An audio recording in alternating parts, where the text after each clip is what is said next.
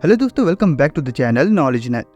दोस्तों, आज के समय स्पेन कंट्री एक मोस्ट डिजायरेबल डेस्टिनेशन के रूप में दुनिया भर में देखी जाती है और ये लोकेशन ज़्यादातर फॉरेनर इन्वेस्टर्स को काफ़ी ज़्यादा अट्रैक्ट करती है। तभी तो इस कंट्री के अंदर लाखों विजिटर हर साल पहुंचते हैं। ये देश अपने amazing nature, beautiful beaches, diverse culture और अपनी रिच हिस्ट्री की वजह से काफ़ी लोगों को पसंद आती है और जो भी विदेशी नागरिक इस कंट्री में जाकर रहना चाहते हैं उनके लिए यह देश एक अलग तरह के प्रोग्राम को भी चलाता है, जिसे आज के समय रेसिडेंसी बाय इन्वेस्टमेंट प्रोग्राम के नाम से जाना जाता है। यह एक ऐसा प्रोग्राम है जिसके अंदर आप इन्वेस्टमेंट करके इस कंट्री में लंबे समय तक रह सकते हैं और इसके साथ ही आपको इस देश की नागरिकता भी दे दी जाती है। इस तरह के प्रोग्राम को इस कंट्री में चलाने के पीछे स्पेन गवर्नमेंट का भी काफ़ी अच्छा विजन है। ऐसा करके यह देश फॉरेन इन्वेस्टमेंट को इस कंट्री के अंदर लाते हैं, जिसके वजह से विदेशी नागरिक और स्पेन कंट्री दोनों को ही फायदा होता है। रेसिडेंसी बाय इन्वेस्टमेंट प्रोग्राम के अंदर इंडिविजुअल के साथ साथ उनके इमीडिएट फैमिली मेंबर को भी स्पेन कंट्री की रेसिडेंसी दे दी जाती है। यानी कि अगर आप इस कंट्री के अंदर इन्वेस्टमेंट करते हैं तो आपके फैमिली मेंबर को भी इस कंट्री की नागरिकता मिलती है, पर उस कंडीशन में फैमिली मेंबर्स को पहले एक टेम्पररी रेसिडेंसी परमिट दिया जाता है और कुछ मंथ के बाद उन्हें परमानेंट रेसिडेंसी दे दी जाती है। इन्वेस्टमेंट प्रोग्राम के अंदर इनरोल करने के बाद आपको यहाँ की परमानेंट रेसिडेंसी तो दे दी जाती है, पर उसके 5 साल बाद ही आपको इस कंट्री का पासपोर्ट मिलता है।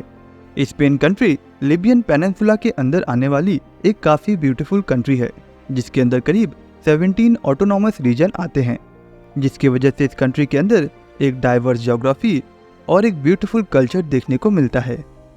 आज के समय यहाँ की कैपिटल सिटी मैड्रिड अपने ब्यूटीफुल पैलेस और वाइब्रेंट म्यूजियम की वजह से काफ़ी ज़्यादा पसंद की जाती है। साथ ही ये सिटी अपने यूनिक आर्किटेक्चर की वजह से भी काफ़ी ज़्यादा पसंद की जाती है। आज के समय इस देश के अंदर स्पेनिश लैंग्वेज को ऐसा ऑफिशियल लैंग्वेज यूज़ किया जाता है और जब बात की जाती है इस कंट्री के अंदर मौजूद यहाँ की पॉपुलेशन की, तो करीब 4 करोड़ 74 लाख लोगों की पॉपुलेशन इस कंट्री में रहती है और करेंसी के रूप में इस कंट्री के अंदर यूरो को यूज़ किया जाता है। और इस तरह के प्रोग्राम के अंदर अपने आप को इनरोल कराने पे काफ़ी सारे बेनिफिट यह कंट्री आपको प्रोवाइड कराती है, जिसके अंदर high quality of life, family coverage और access of public health care and education system को माना जाता है। इस कंट्री के अंदर मौजूद इन्वेस्टमेंट प्रोग्राम को गोल्डन वीज़ा के नाम से भी जाना जाता है और जो लोग भी इस तरह के प्रोग्राम के अंदर अपने आप को इनरोल कराते हैं उन्हें काफ़ी सारे बेनिफिट यह कंट्री प्रोवाइड कराती है। इस कंट्री के अंदर एक हाई क्वालिटी ऑफ लाइफ को स्पेंड करने का मौका मिलता है। साथ ही आपके फैमिली मेम्बर्स को भी इस कंट्री के अंदर जाकर रहने का मौका मिलता है और वे चाहें तो आगे जाकर यहाँ की नागरिकता भी ले सकते हैं। आप बिना किसी रोक टोक के पूरे यूरोपियन यूनियन के अंदर आराम से ट्रैवल कर सकते हैं।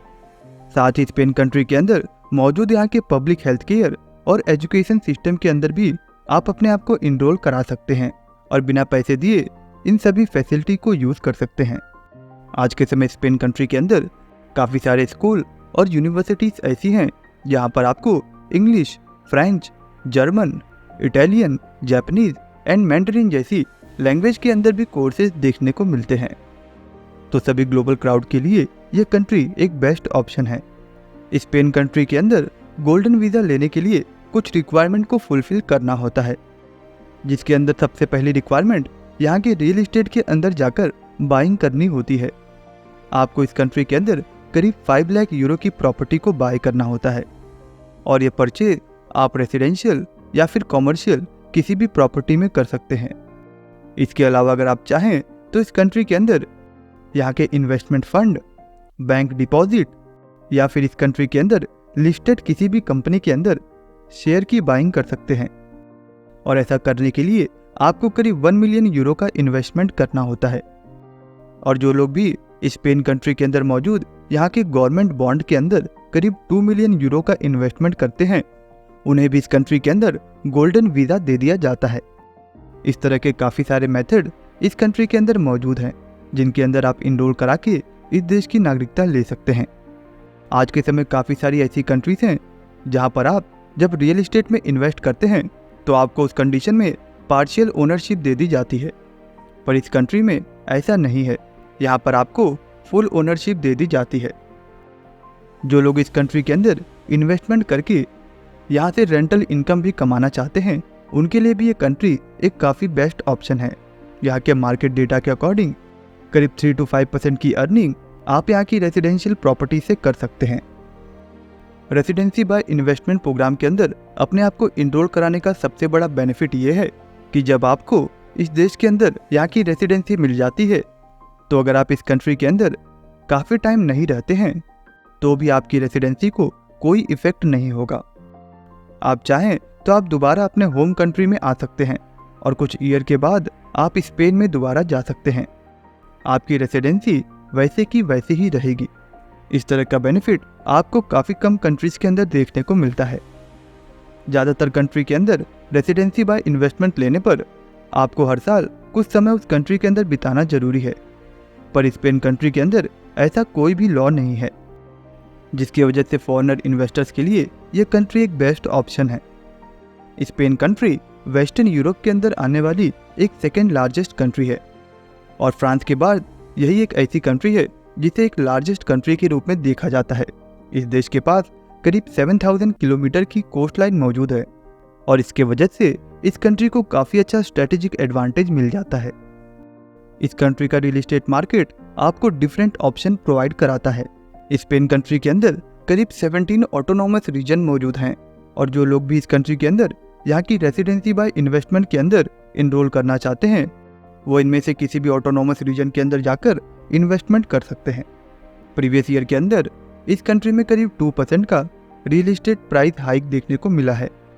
जब इस कंट्री के अंदर इन्वेस्टमेंट करके रेसिडेंसी दे दी जाती है, उसके करीब 5 to 10 ईयर के बाद ही आपको इस कंट्री के अंदर यहाँ की नागरिकता मिलती है।